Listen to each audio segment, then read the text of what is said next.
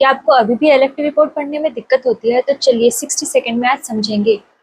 LFT यानी कि liver function test. तो आपको रिपोर्ट्स पढ़ने से पहले नॉर्मल वैल्यूज का पता होना चाहिए। ALT, AST, ALP, GGT, bilirubin, albumin, prothrombin, आपको इन सब की नॉर्मल वैल्यूज पता होनी चाहिए। तो सबसे पहले बात करते हैं टोटल बिलिरुबिन की।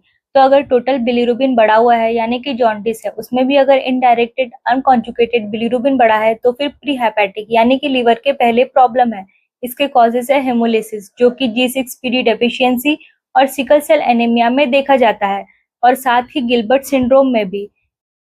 एएलटी, एएसटी इन दोनों को लिवर डैमेज इंडिकेटर कहा जाता है। एएलटी जो कि लिवर में प्रेजेंट होता है और एएसटी लिवर के अलावा स्केलेटल, किडनी, ब्रेन में भी प्रेजेंट होता है।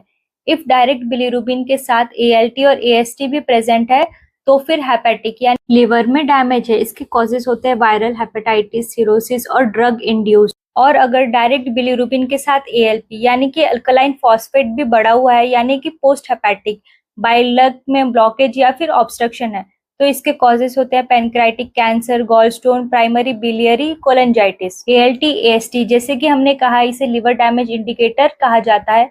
एएलटी को एसजीपीटी और एएसटी को एसजीओ2 भी कहा जाता है। इफ एएलटी, एएसटी ज्यादा है तो हेपेटोसेलुलर इंजरी होगी। अगर एएसटी, एएलटी से ज्यादा है तो अल्कोहलिक लिवर डिसीज और अर्ली सिरोसिस देखा जाता है। और अगर एएलटी, एएसटी से ज्यादा है तो non alcoholic fatty liver disease और क्रॉनिक हेपेटाइटिस देखा जाता है। एएलपी यानी कि अल्कलाइन फॉस्फेट, अगर एएलपी ज्यादा है तो cholestasis, bile obstruction, gallstone, bile duct obstruction ये सब देखा जाता है।